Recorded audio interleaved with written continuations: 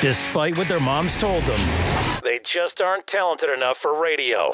Unfortunately, anyone can have a show these days. Sean. Well, I'm pretty hard to figure out sometimes. In fact, I can't even figure myself out sometimes, so don't you try to. Joe. You're an idiot. And really a disloyal person. This is the Cuse Militia. Those two unapologetically biased, orange-blooded homers, Sean and Joe. It's the most bullshit thing I've seen in 30 years. Welcome, orange men and ladies. Happy Wednesday. This is the Cuse Militia with Sean and Joe at Cuse Militia on the socials. Go there. Join the militia. Syracuse gets their second coveted ACC road win of the year, defeating NC State 77-68 as they complete the sweep, improving to 11-6, 5-5 in the ACC. You'll hear from us, and we'll hear from you in fan feedback. And Syracuse gets a little road break. They will stay home as Boston College will travel on Saturday. We'll let you know what we think about that. And a little bit of football news real quick. I'm going to let Joe roll through here. Defensive end Zach Morton, he's seeking a transfer. And we have 8 early enrollees that are going to start classes and get ready for spring ball. Right, Joe? Yeah. And those include 5 signees, true freshmen, Deuce Chestnut, Malcolm Falk, Terry Lockett, Landon Morris, and Justin Lamson, alongside Garrett Schrader, the transfer quarterback from Mississippi State. And we also added a few walk-ons. So, and I know people are like, oh, walk-ons, but Sterling Hofrichter was a walk-on, wasn't he? Well, yeah, and so Jatari Washington, actually a former 3-star running back, and is the older brother of the Orange defensive lineman Latari Kinsler, and also Ahmad Masood, and he's a lineman that we were actually looking to try to get in the 2020 recruiting cycle. He was originally part of that, so I don't know exactly what his ranking is or anything, but Jatari Washington being a former 3-star running back, who knows if that might be just for depth, or we can spark something, because 3 stars, you never know. And this is kind of big, I think, just basically because Deuce Chestnut, Malcolm Falk, I think they're coming in some positions of need with some of the guys that are leaving, and going to add a little bit of depth. And these are 2 guys that getting in early is really going to help them. And really just the quarterback position as well. I've already spoke my piece about Garrett Schrader. We know that Tommy DeVito is going to come back. He's motivated because he knows he's got some talent coming in, and also Justin Lamson. So just being spring ball and having that quarterback room kind of as deep or as talented as it's been in quite some time. I'm not saying any of them are better than Dungy, but I'm talking as a total group. When you talk about some of the strides or some of the things that Jacoby and Morgan showed, and we're still waiting to see what the deal is with Dylan Markowitz. So you add those other 2 guys to the mix, and I do believe that that's probably our most, although young and inexperienced, probably our most talented quarterback room in quite some time. So to get those guys in there early and have them do spring practice and be able to go through summer workouts before the camp opens in the fall, when most of the normal freshmen show up. That's going to be hopefully big for them. Hopefully we can see some of these guys stand out, and maybe them enrolling early will be the reason why. Yeah, and I mean, it is a team, getting to know one another and all that good stuff. So that always is a thing. So right. The other thing that caught my eye today was I saw something on Syracuse.com that said, if I can just pull this up real quick. So King Cuomo, he's decided to open arenas in New York and stadiums for fans. Live sports, music and shows can return. So per Syracuse.com, large stadiums and arenas in New York can reopen for events with in-person fans starting February 23rd. According to Syracuse.com, King Cuomo is going to allow hockey, basketball, football, and such. So the new rules apply to venues with a total capacity of over 10,000 people. And at first, they're going to be allowed to reopen for in-person events with 10% capacity limit. So, better than none. It's better than nothing. And I mean, I don't know how this works with the dome, because obviously, you've got your football seating and then you've got your basketball seating, and I don't know how they do that, like full capacity wise, to use the 10%, right. capacity thing. No. But you're looking at maybe roughly around 3,000. That's going to be a lot there. I mean, if you think about it, it'll be huge, I think. No, it's better than cardboard cutouts and nothing, right? Yeah, so. Absolutely. It's better than, I love hearing the sneakers, but, let's be honest. I mean, I want to hear some fans. I mean, I went over this I hit this up all the time, but we talked about it briefly in the last episode, how it's just not the same. I know people who don't even watch college basketball right now that did watch college football, because it's a different dynamic. It's more intimate. The fans play, I think, they play a big role in football, but a basketball, man, is just huge. You're right. Because yeah. And so I know people who don't really pay attention to college basketball right now, because they're just like, it's just not the same. It doesn't feel right. It feels weird. It feels, very amateur. So, which I don't think that, but it's going to be nice to get them back. So yes. That's awesome. February 23rd, that'll begin. So we're going to have the last couple weeks of college basketball, and obviously lacrosse is going to be able to be played there. That's going to be good. And we've got men's, women's basketball, and then we got in the fall. So football. So hopefully by then, hope the percentage is better. I was just going to say that. Hopefully by then they will be up to 99%. 100. Yeah, something. Come on, so we don't fill 100 anyway, so it's all right. Yeah, right. Give us something. Yeah, well, we might after the hiatus. People are going to be starving for this. I do understand that there's probably going to be there's going to be a segment of people who probably want to still steer clear of large crowds like that for their own safety, and that's going to obviously impact that. But whatever we can get in there, it's gonna be great. So I'm excited about that. So with that said, let's take a listen to what Coach had to say after the win on the road against NC State. Get back to Kadari. Kadari couldn't practice yesterday. He had a severely impacted tooth, and he's going to have it out tomorrow morning at 7:40. But he took some medications. He was in agony yesterday, but he felt he could play, and unfortunately he made some big plays in the first half and got a little careless in the second. But this was the best we've moved the ball and worked together all year. This was his best game. But we got people shots. We got Allen shots. We got Buddy shots. Quincy, the first half was shooting threes. In the second half, he did what he can do. He just dominated inside and just kept going in there. We looked for him, and he was tremendous inside. They played really well. They shot well, but we battled them. We were down 6 rebounds at the half. We ended up 4, so we out-rebounded them 10 rebounds in the second half, which is a great statistic for us. Hey, Coach, Barama Sidibe played 11 minutes Saturday, no appearance tonight. What's the status of him?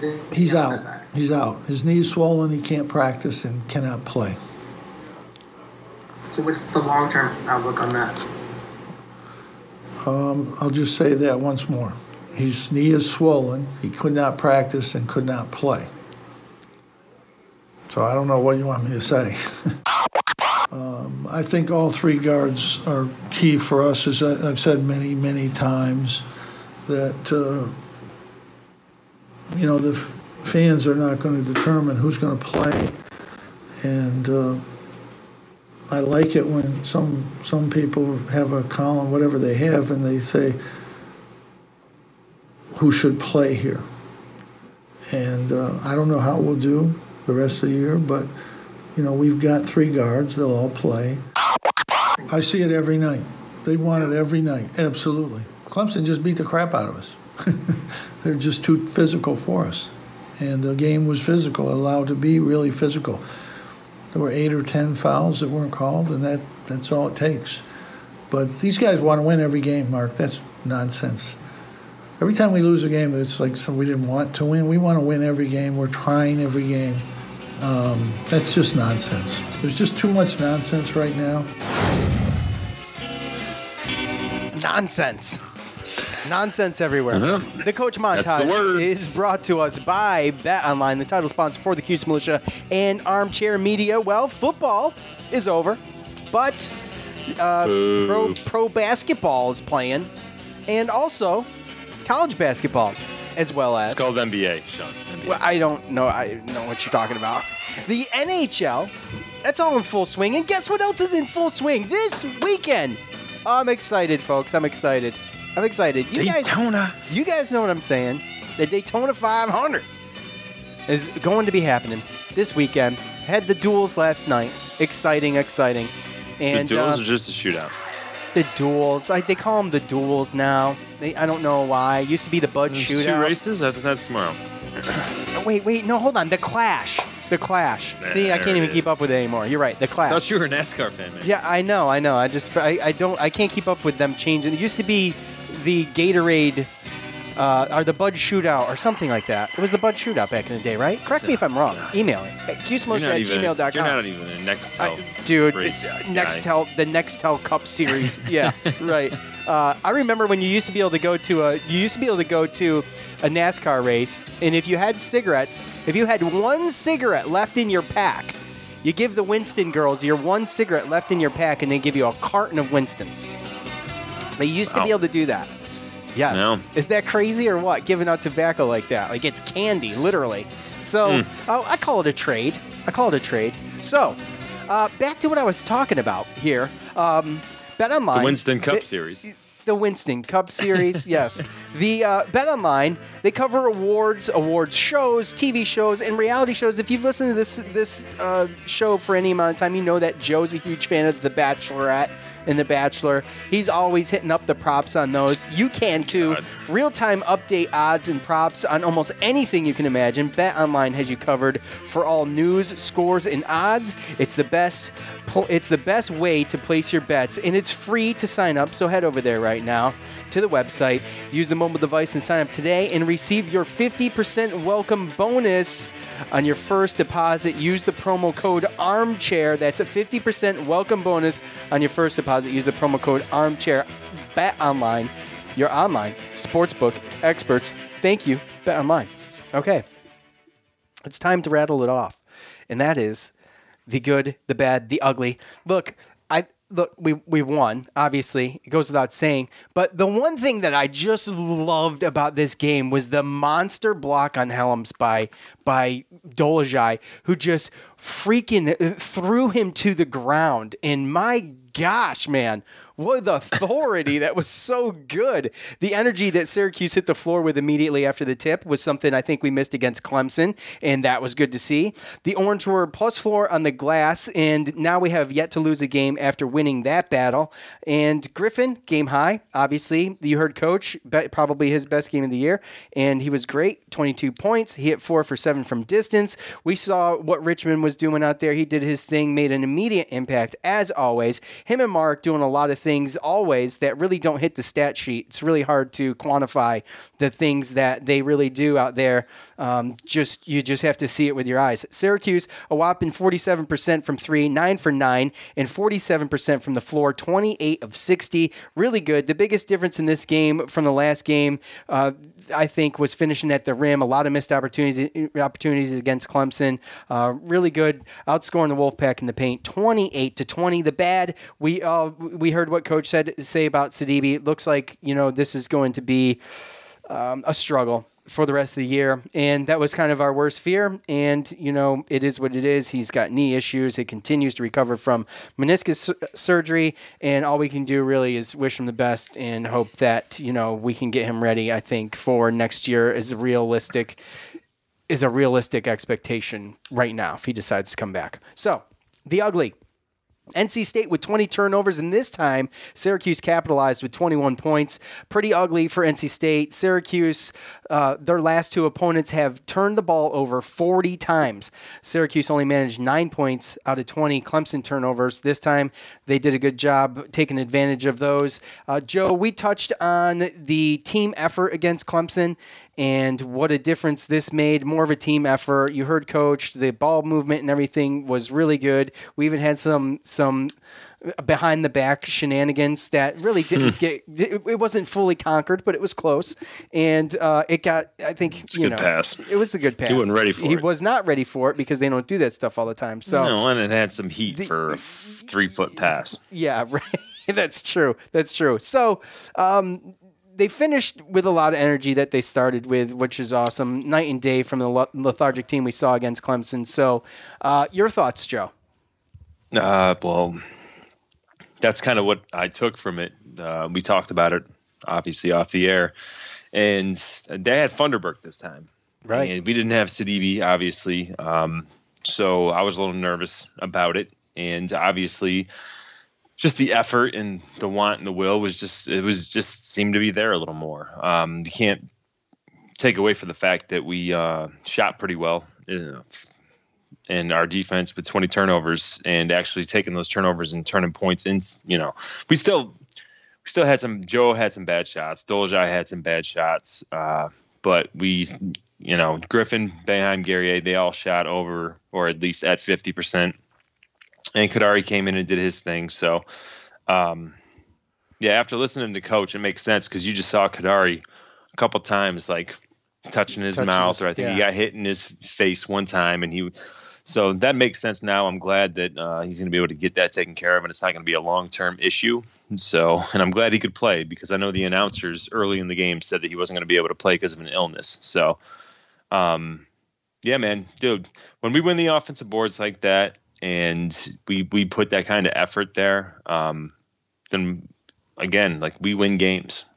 And winning the boards by 4, but especially, we won offensive rebounds by 6, and that really hasn't happened. So we guarded their big men a lot better. Big men's. It works. Big men's. A lot of big men's out there. But those guys, Bates, Helms, and not really knowing what Funderburk brought to the table to play the defense that we played, I was pretty impressed. And, we knew not to let Beverly get off. I know Hayes and Allen hit a couple threes, but pretty much for the most part, we held all those guys pretty good. Thomas Allen had 17? He had 17. But that's a guy that we can let. He was 4 for 8. He was the guy that did all right, but that was the guy we chose to leave open, and he hit some shots. But he can't hit him at a rate that Beverly can if he gets off. So we took advantage of that, and we also took advantage of the height difference with our guards and Beverly and some of the other guys, too, in the second half. So overall, smart game plan, and again, effort is free, and we definitely showed that last night. Yeah, you got to talking about, we obviously Funderburk he didn't play last game.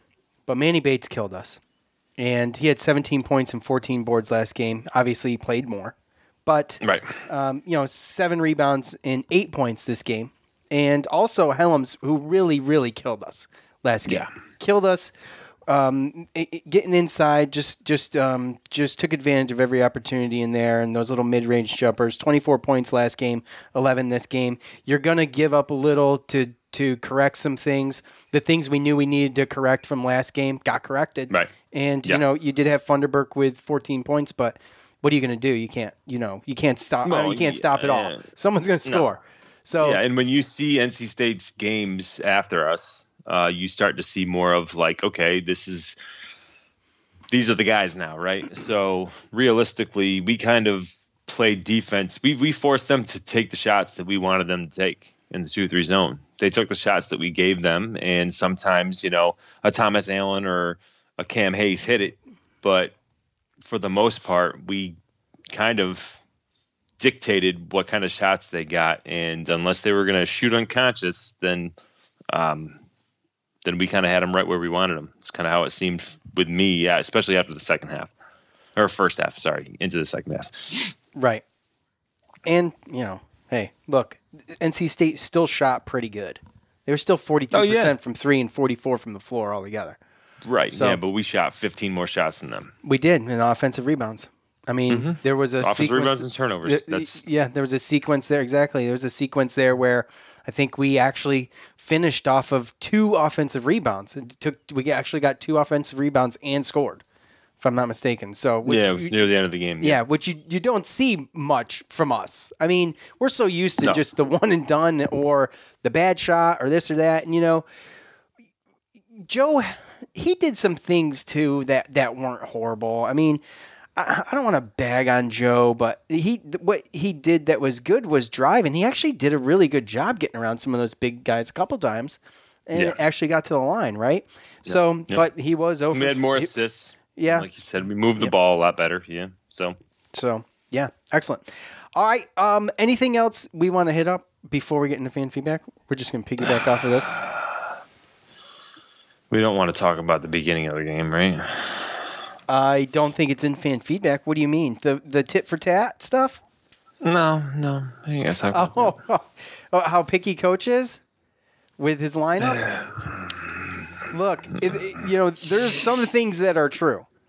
Here's a true thing that we do a Syracuse basketball football show. It's true. You know what else is true is that we will probably never get Jim Boeheim on this show ever again. Okay. Not to say I won't try. Hopefully, by the time I do ask, if I am ever able to, he'll forget about the last 2 games when I tweeted videos of him falling out of a chair, right, picking his nose. Look, it's not like we haven't seen Coach pick his nose. By the way, look, I was hoping he wasn't going to do it from the time they put the camera on him. But he was biting his nails. He's got to be conscious of the camera. Look, he doesn't care. And I don't either because he's my coach.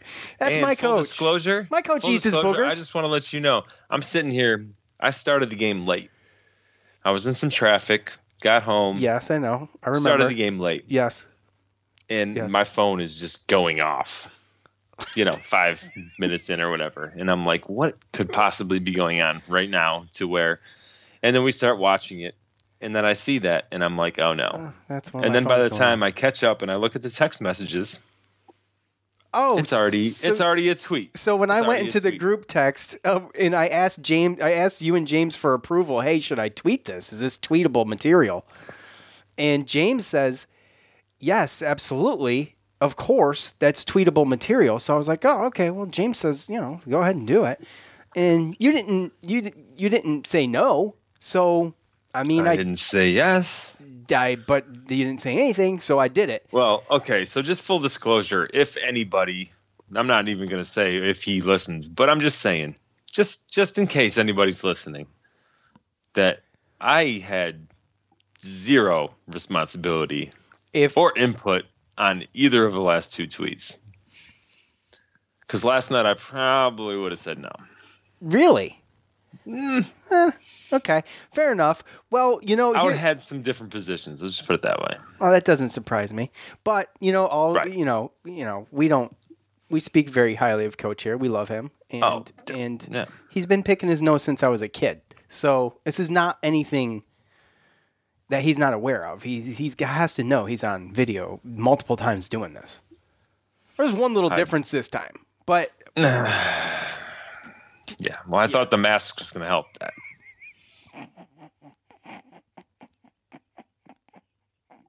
I'm just saying. He never wears it. He never wears it. So no, it's not going to help. Okay. I'm just saying. I know. Okay. I know. All right. It's just like in the beginning of the game, that they're going to introduce you on TV as a coach. They're going to put the camera right there where you're sitting. And it's just like, come on. That's facts. Facts. Still my coach. All right. It is time to hear from you and fan feedback.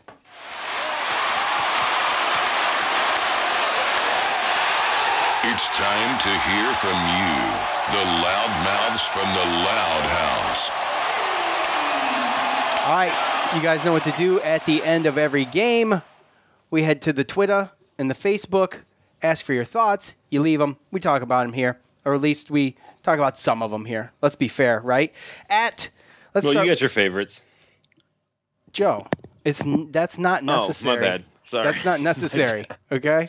I haven't received any nasty emails, okay? I'm spreading this thing around, and I'm doing my best with it.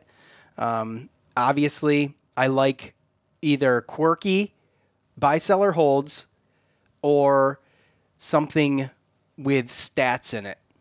That's kind of what I like. Or funny. Funny, whatever. So we're going live here. What's that mean? Can people call in? No? Can it? What's that all so about? we are, okay, so we do have a live streaming station. Fan feedback right now, if you're listening to the podcast, is streaming live on our streaming station. I've had it for about a week. I've played around with it, and it's going to be something we can take phone calls on live during the time, but I'm not ready right now. Maybe what we'll do is we'll see. Let's see. Let's get into this, and then we'll go from there. But yes, it is a way for you to listen to us live. I'll post the link whenever we're doing it. Some of you are listening now. I can see people on there. So what'll happen is you can listen live and call in, and you can talk trash about other callers too if you want, because you're going to hear it all. Whoa. I'm just saying, I'm not trying to start controversy. I'm just saying. Well, it kind of sounds like an instigator. Well, but I want it to be exciting. It's technically not a video show. We've never done the video show So why thing. would we do this without having the call-in option again? Why would we? This is test. This is a test. Beta? Just trying to test, see how this works, see if it's okay, see if it stays connected. Figured we'd do a trial run, Joe, before we, just jump right in. But anybody, right, look at you. The technical I figured we'd do a difficulties. Trial run before we started the podcast. Oh no, because it doesn't matter. Yeah. At Gregorian Rants on Twitter, tremendous effort. Complete 180 from the other night. Buddy played smart, aggressive, and hit shots. Griffin had his swagger back. In Richmond, Lord have mercy, what that kid can do on the defensive end. I mean, again, Richmond is what we've been missing on defense. Obviously, I know there's people out there who say, well, coach says he's not ready. Well, he looks ready to me. Well, honestly, I'm not going to deny that. He looks ready to me too, but he was not even. They said in the beginning of that game, Joe, you told me that you heard he might not even play or wasn't supposed to play. I believe that's what the broadcaster said. They said that he not came that down Corey with Alexander knows anything, but go on. Well, that's kind of my point. It was awful. As soon as I saw who was calling it, I don't mind. West Durham. Yeah, I don't mind West Durham. They got a local station down here in Raleigh. I listen to it. Not bad. I like him better than Packer, but oh man, Corey Alexander. Corey Alexander is just, and we didn't get any Corey Alexander fan feedback, but he's terrible. He should just stick to Virginia games. Really, seriously, just you're a bleeding heart calf. Just do their games, and that's fine. That's sorry, fine. bro. Sorry. Got the love of the wrong orange. Yeah, no kidding. My bad. And so, anyways, we were lucky to see. Bates. Oh yeah. Oh, it's my Manny. Okay, dude. Enough. My bad, bro. Jeez, Crow, wipe your mouth off. I wonder if he's transferring to Virginia. So, anyway, yeah, Richmond. He wasn't supposed to play, or they said so. He was questionable anyways before the game. Great to see him in there. Made an immediate impact as always. And that's why when Joe says, it doesn't matter who starts, because he can put him in there in 30 seconds into the game if he wants to, or get him ready to. Yeah. So anyway. Well, and to that argument as well, for anybody who's complaining about it, Kadari's played more minutes than Joe the last two games. And... yeah, 25 both games, past two games. I thought last game was 28 to 25, but this game was 25 I'm sorry. to 20. You might but be right. Either way, it's something that I kind of recognized, and it might not be a bad thing. Like I said, I don't really care who starts as long as he makes the adjustments. But honestly, 29 minutes against Clemson. Think about it. You play what? You play the 2-3 with Joe and Buddy for a little while. The other offense is getting used to certain passes that they can get away with, moving the ball around, get a little lackadaisical, bring in Kadari 8-9 minutes in, and now they're used to making these passes that Kadari is going to steal. So, you can almost argue that they set up Kadari to be successful on defense based upon starting Joe and Buddy, if that makes sense. Right, yeah. Gives them a little. Think about it. If they start Kadari, bring in Joe, they're already going to learn. They're going to learn early. and maybe Kadari could get one, but they're going to start being safe. You get a little complacent after 8-9 minutes of Joe and Buddy, and then you bring in someone like Kadari, and then he just steals. Like some of those were just like those two were easy, and you get him out there on the fast break, and he knows how to finish. So there might be a little method to the madness, but I just don't see where you can really be that upset as a fan when Kadari's starting to play more minutes than Joe, even though Joe is starting. Yeah. No, I mean, I think it's fine. We won. And we won handily. And we thought that game was going to be a little bit closer. In fact, I'll eat my own. I'll eat crow. I picked Syracuse to lose, and I'm not proud of that. But I mean, that's what I thought. I didn't think there was any way Syracuse goes into that game and has a good enough game plan to come out on the winning end of that with Funderburk back as close as the last game was at home. On the road, just the ACC play on the road has been abysmal for teams, and home team I think is winning over 70%. So, right, I would just play in the odds on that. But yeah, absolutely. So at K Nabiwaniak, a sweep of NC State erases being swept by Pitt. Great effort. Great team effort on the boards and defensively. Joe is our floor and Kadari is our ceiling. That's what Jim Boeheim needs to realize. Go Orange. Okay, so if you look at the Ken Pom, well, I don't know if this is fair, but it could be. I think well, I'm just saying, he said it, so I thought, why not come here? Joe Girard actually had his offensive rating was a little bit higher than Kadari's, a 94 to an 85. So, I mean, Kadari had some turnovers. I think that affected that, obviously. Probably. It was 4-1. So yeah. So that was probably your difference. But I have been paying attention to Ken Pom's offensive rating for players, especially Joe, and it's been relatively low. I mean, I've seen it as low as like 30-something for Joe. So, yeah, I mean, he's struggled. He's struggled. I mean, and Kadari's going to be a star. Obviously, he's going to be around next year, Joe. But, I mean, he'll be around next year. But next year, I think look for a breakout season. I mean, you could be a little worried about losing him. I mean, it's a possibility. I think he's. It is if he improves on certain aspects of his game, but he's got to find his shot still, right? I mean, he still really hasn't. Well, that's really what it is. But I look at Kadari as I think that Kadari actually has a higher floor than Joe, but Joe has a higher ceiling. And being able to score the way that Joe has proven sometimes in the past and stuff like that, it makes sense to me as to why he wants to start him, because he wants to kind of give that opportunity to see Joe if he gets hot, right? It's right. Yeah, exactly. That's basically what I'm saying when I say his ceiling. Like, we know that Joe can put on a show and score a lot of points, way more than what Kadari's going to score. But we know that if they play equal minutes, then Kadari's probably got a higher floor because he's just consistent on the kind of stats and things that he does. And Joe can play really bad. But Joe can also get hot and put up, in the 20s.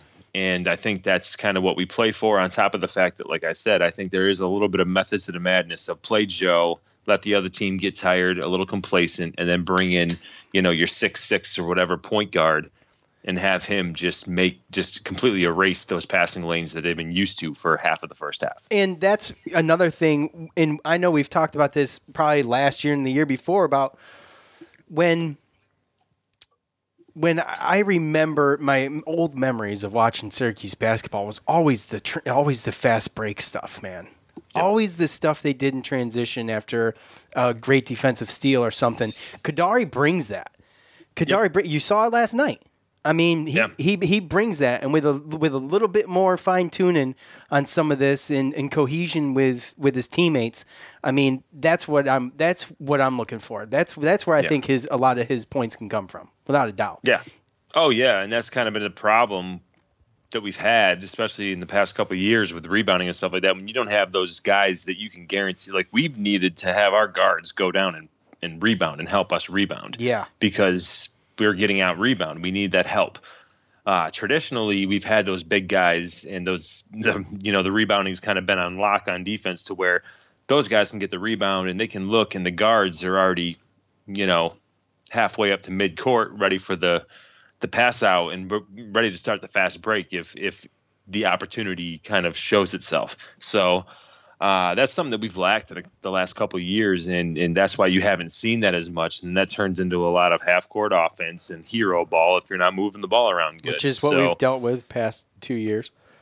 Right, exactly. And that's kind of exactly how you beat a team like Clemson. Like, that's why with Clemson's height, I thought we were going to be able to get some defensive rebounds, be able to get that little pass out, and you better start the fast break against a team like Clemson, where when you get in half-court defense and offense versus them, their defense is very, very good. But if you can get those transition points and beat them out and kind of get on a fast break, then that kind of changes. They don't get to set their defense. And that's what they say about the 2-3 zone all the time too.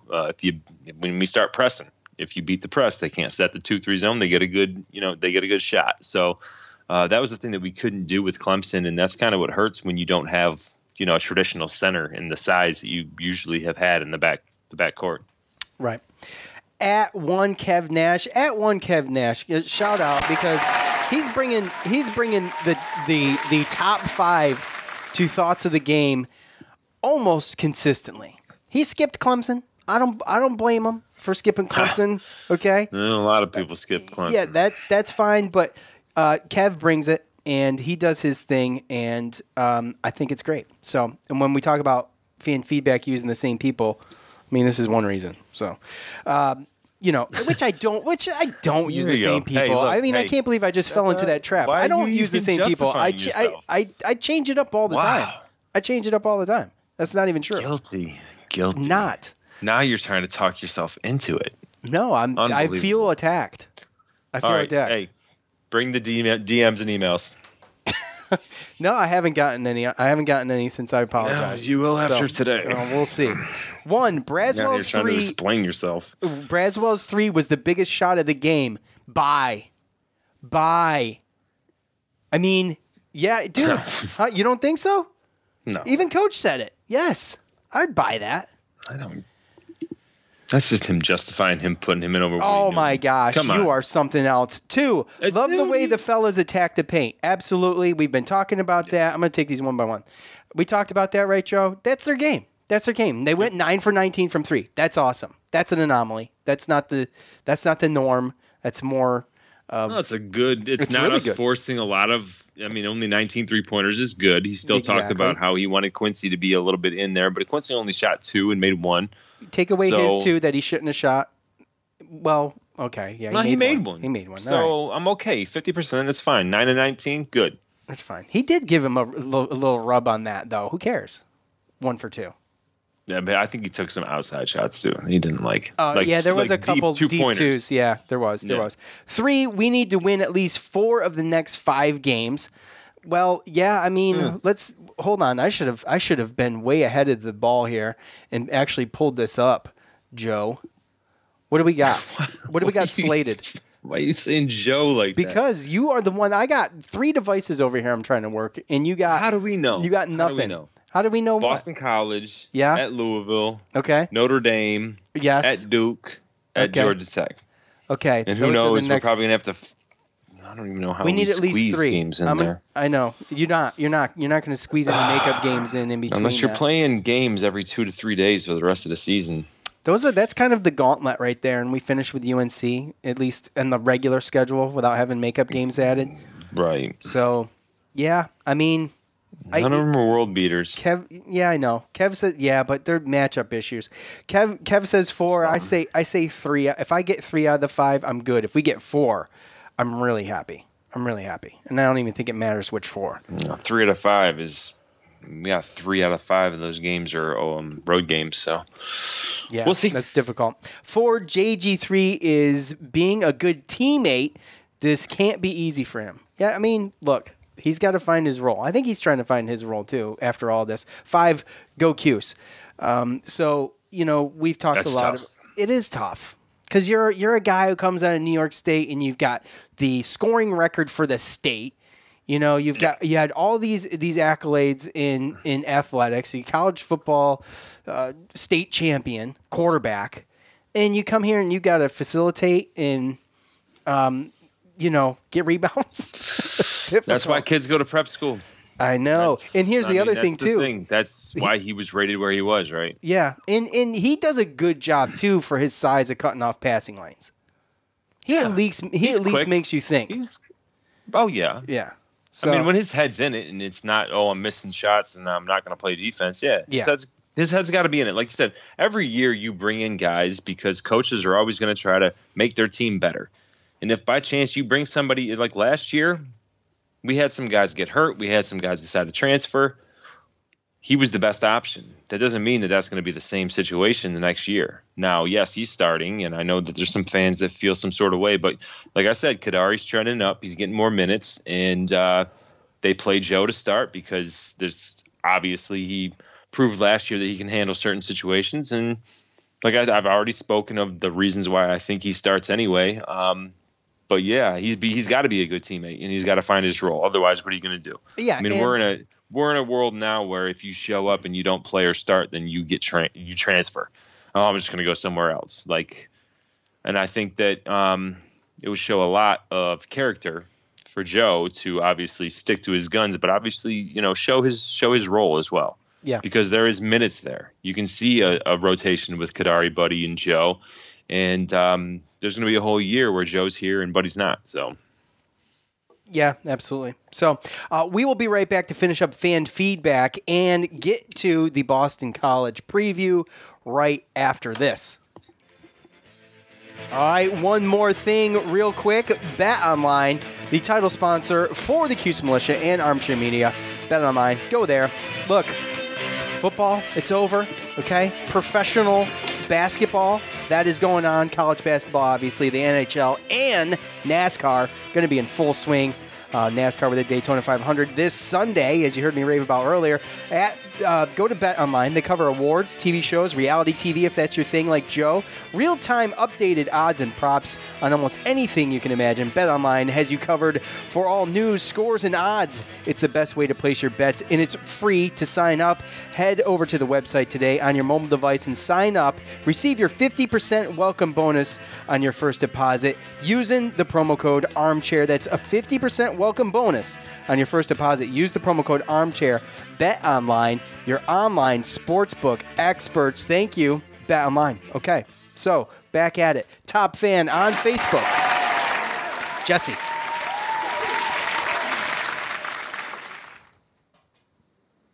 Kadari is the second best player on this team. And the more we play him, the better chance we have of winning.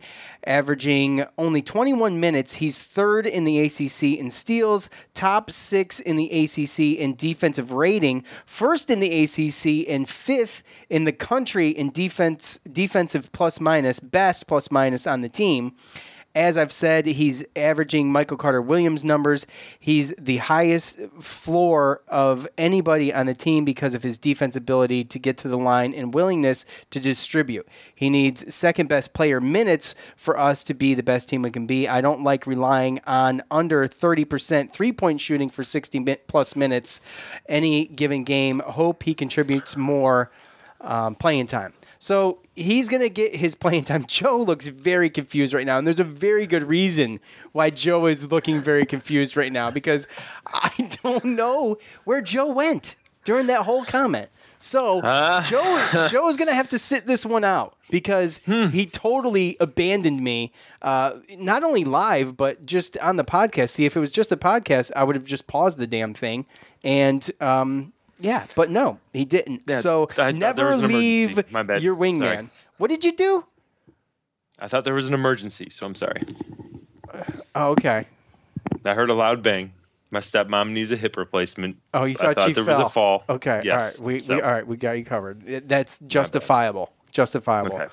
So, yeah, Jesse, I mean, look, I think he's going to get more playing time. I think by the end of the year, he's going to be pushing 25, 30 minutes, and I think that's good. Talking about Kadari, Joe. I think that's good. I really do. He has been. Yeah. Well, I went back and looked. 2 games. He's averaging, like Jesse said, he's averaging 21 minutes. He's third in the ACC in steals, win 21 minutes, which is really good. He's got a very high. I'm just saying, like I said, minus. my theory about how Joe starts and kind of changes that. I mean, just think about it. You have a situation with a guy like Kadari who can sit there for 8 or 9 minutes and just basically read and completely educate himself on how that whole offense is moving the ball. And sometimes when people get tired and you get a new fresh legs in there, you start to get a little lackadaisical. So, I would argue that he's up there in steals because he doesn't start. It's possible. Now, until he starts and gets those kind of minutes, we'll never know.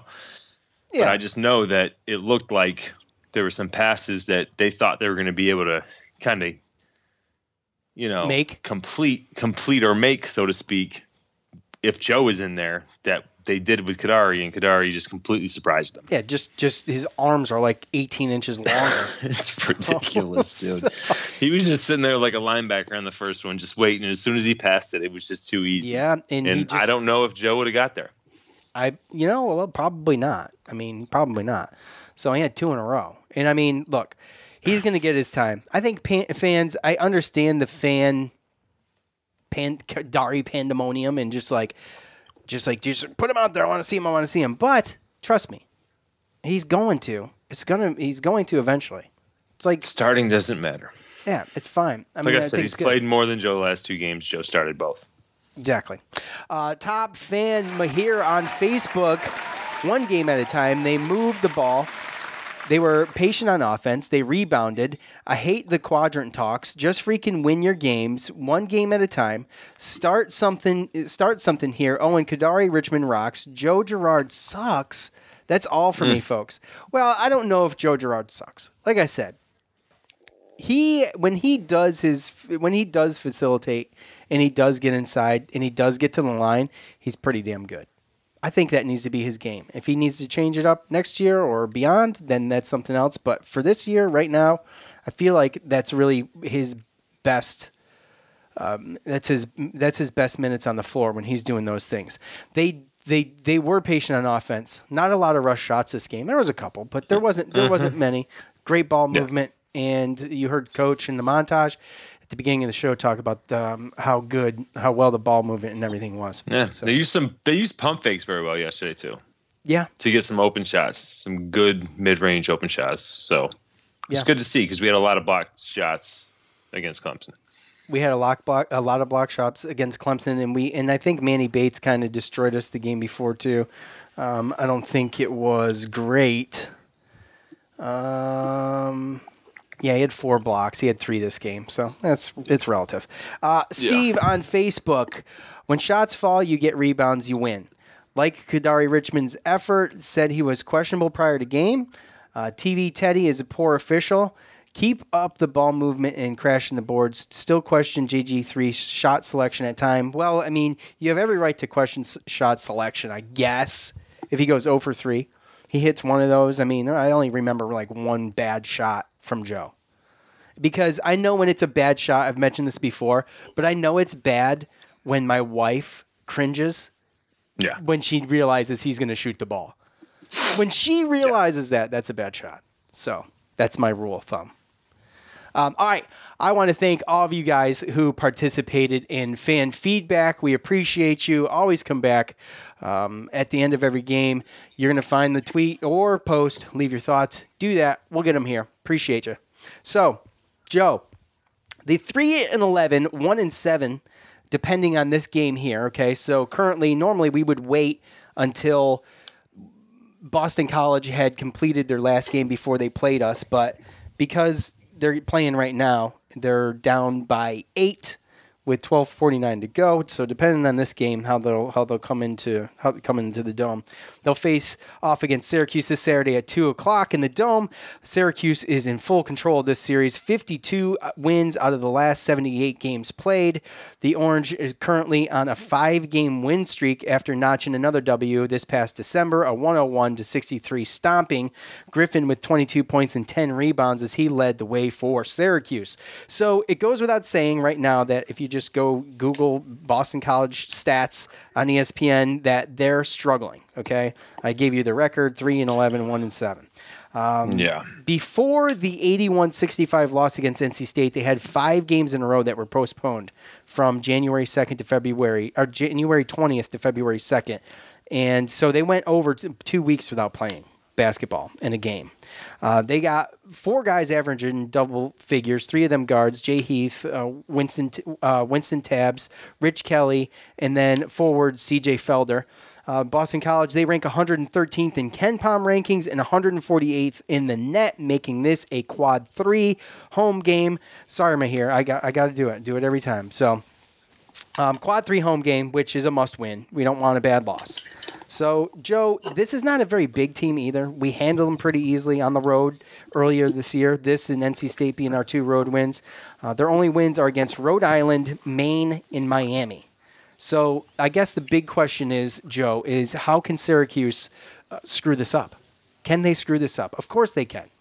Yeah. Of course they can. How do you see it?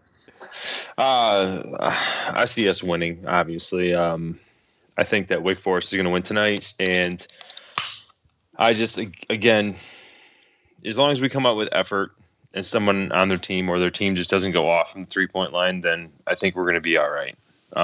They probably going to want revenge. They're going to come out. They're going to play hard, but I don't know. Just based off of what I saw the first game and what I've been seeing from Boston College, like you said, they probably beat Miami when Miami was pretty much at their worst injury plagued and COVID plagued situation they could possibly be in. And yeah, I mean, it's just. If we want to be a tournament team, we can't lose this game. Yeah, it was January 12th. You're not going to see it's not going to be a crazy long preview about this person, about that person. We've already played them before. We beat them, what'd you say, 101-63? Yeah. I don't see it going that way, but I don't know. I can still see it being, maybe half that and still win. So, NC State just got done last game. They had a 37-3 run against them. That's in the first half. Yeah. Yeah. So I don't know, man.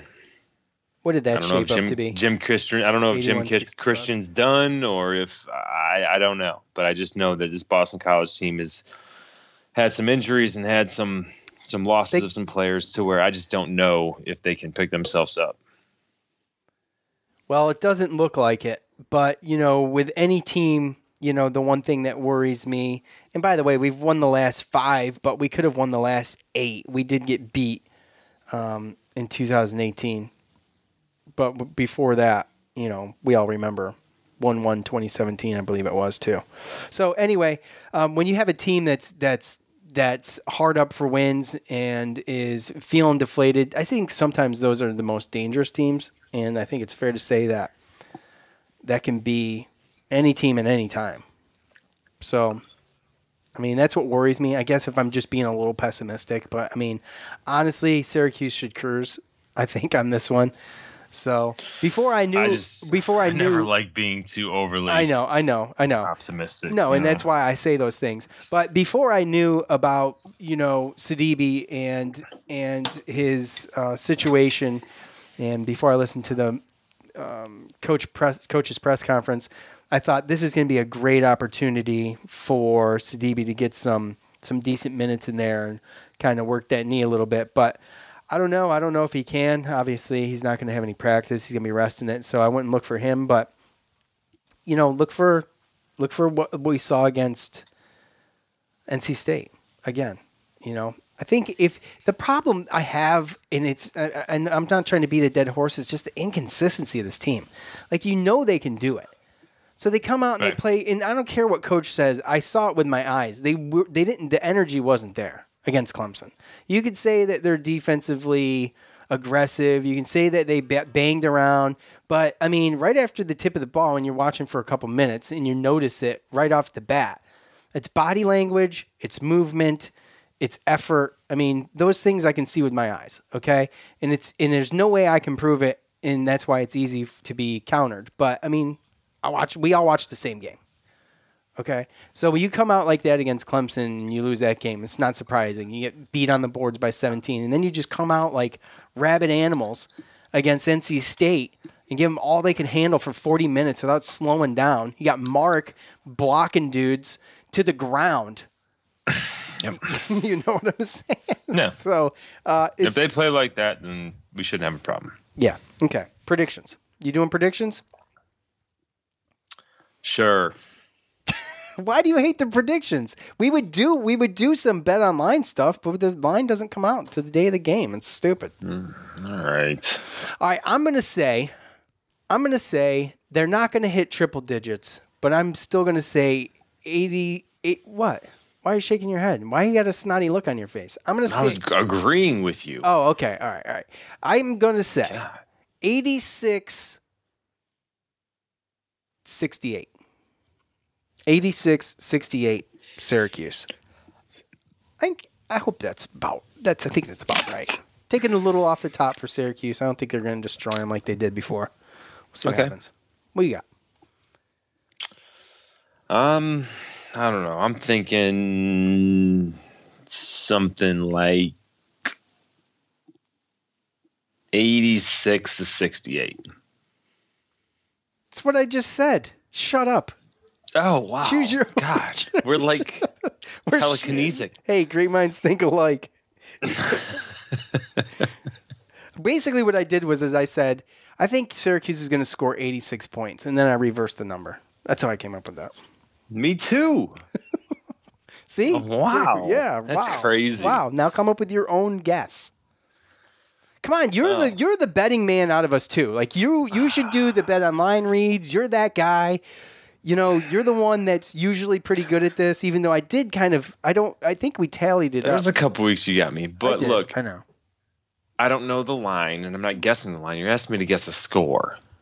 Yeah, who cares? No idea. The line's going to be 15 points. All right, 84-63. 84-63. Okay, fair enough. All right. Jeez, and by the way, I won last week because I at least picked Syracuse to beat. Yeah, I North know. Carolina. I know. I'm not really keeping track of basketball, but I know. Hey, Oh, and with now the you're not tooth keeping issues track, with right? Syracuse, man, the tooth issues with Syracuse. You got Mark, crazy, you got man. Kadari. I mean, we're going to be calling Happens. us. Yeah. Happens. It's like West Virginia here shortly. So. No, stop it. Yeah. All right. That's it. That does it for us. Look, I appreciate everybody for coming on, obviously, and you guys make the show happen. So we appreciate it. And is Bet Online as well, Live CBD. Appreciate all of you. And pretty soon, call-in shows, call-in stuff. It's coming. It's coming. We're setting this thing up. We're doing it right. I hope. For Joe, I'm Sean. We're out of here. Peace.